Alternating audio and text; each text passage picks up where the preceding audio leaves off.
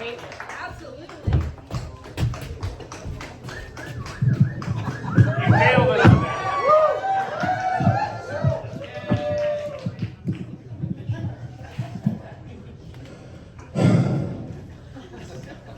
Homer, Alaska. Perhaps the most diverse collection of white people ever assembled. My name is Orion. I'm the bartender here, which means you can't cut me off because you don't know where I'm getting it. I come from a long line of drinkers. And when you come from a long line of drinkers and then become a bartender, it's a time to celebrate because I was able to parlay my childhood traumas into a career. I got so excited I called my mom. I said, "Look at me now, bitch, I am the bartender." That's a joke. I'm not that hardcore. There's only 2 times I ever called my mom a bitch. Once when I was 16 and I moved out of my house. And the other time was tonight at that joke. A lot of my friends got DUIs last summer, but I didn't. You know what I got? I got smart. I got a bumper sticker that says student driver. I'm drinking, I'm smoking, I'm 10 miles under the limit, I'm swerving side to side, I'm a student driver. I'm learning. I love drinking. I love smoking marijuana, too. It's a lot of energy for a bunch of potheads. The game has surely changed. The last ounce I bought was at a store that looked like a Best Buy off a chick who looked like a teenager with a name tag that said Jennifer. When we got done, I was like, "Hey, you want to go sit on this couch and smoke a bowl out of this ounce?" And she's like, "No, put $10 in the tip jar and get the fuck out." I'm an old school head. I voted against legalization of marijuana in the state of Alaska. I figured I've been smoking weed every day since I was 14. The program works fine, but the eyes had it. They legalized it, and sure enough, it's just like any capitalism society. Instantly, we started doing gain of function research on all the kind buds, just making them stronger and stronger.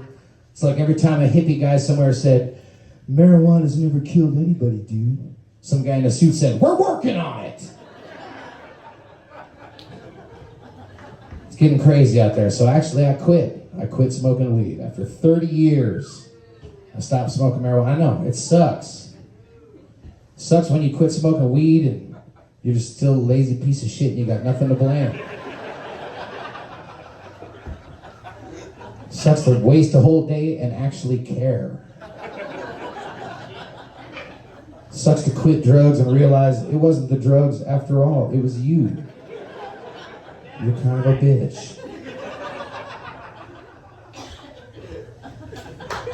In my defense, I have been spending a lot of time worrying about things beyond my control. World matters, political concepts, war, death, and agony all over the planet, driving me crazy.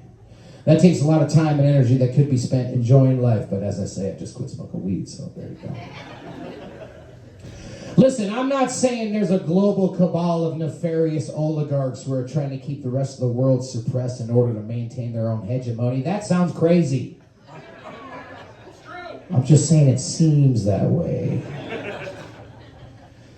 Let's take a little trip down memory lane. You guys remember that January when our democracy was hijacked? You guys remember that January? I'm talking about January 2010, when the Supreme Court passed Citizens United. Corporations became people. People became something a little bit less than corporations. Money became speech. Speech used to be free. Now it's money. It cannot be both.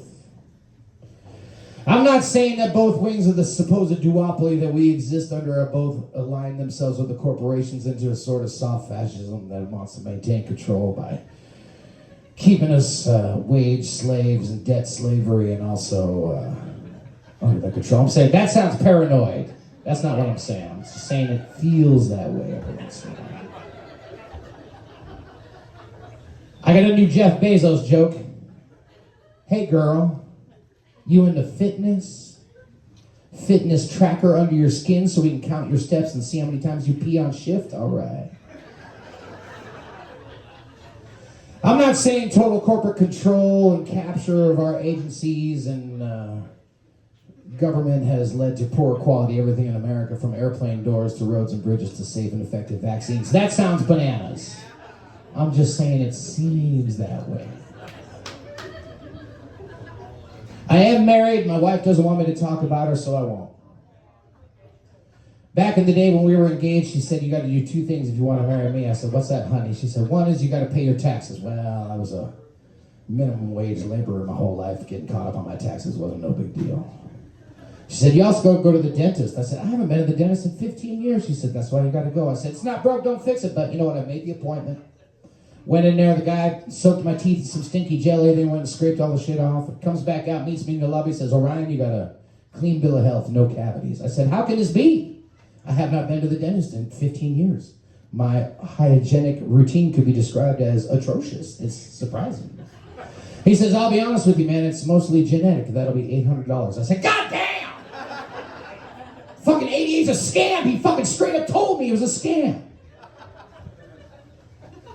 I'm not saying the dominant paradigm wants us just smart enough to work the machines and just dumb enough to not question why we can't have enough money to take care of each other at home, but we can spend billions of dollars all over the world and vaporizing millions of people without hesitation. I'm just saying it feels that way sometimes. Thank you. Thank you. Thank you. I think we should train AI to replace CEOs. I feel like that would save the corporation the most money. You know, one of the precious corporations, you know. That guy makes more money than everything. Oh, it'll never work. Their shit's too complex. Computers could never handle all that. You know who said that? The boss. The same guy who decides how much we all get paid and just so happens to make 300 times what the lowest paid employee makes. That guy. Is that why raising the minimum wage would be such a bad idea? Because then we got to jack his wage up even higher? That fucking tracks. Listen, I'm not saying AI is being worked on to replace writers and artists, because creative minds are the biggest threat to the dominant paradigm that wants to keep us as dumb as possible without any questioning of what the fuck's going on in real life. That sounds Looney Tunes. I'm just saying it's kind of drifting that way. I got one pizza baby joke and then I'm going to wrap this thing up. You're not going to like it. What's the difference between a pizza and a baby? There is no $300 trillion drug cartel using the government and media to try to get me to vaccinate my pizza. Listen. I'm not saying class war has already started and that our side is losing, because the elites have trained us to blame other poor, powerless people for the misery and despair that's being heaped on us by a system that wants to keep us simultaneously separated, divided, confused, and at the same time shove us all into one big lower caste. That is what I'm saying. Thank you very much. My name is Orion. That's all I got for tonight. Stick around for a bunch more great comedy. Appreciate you so much. Thank you. Thank you guys very much. Have a great night.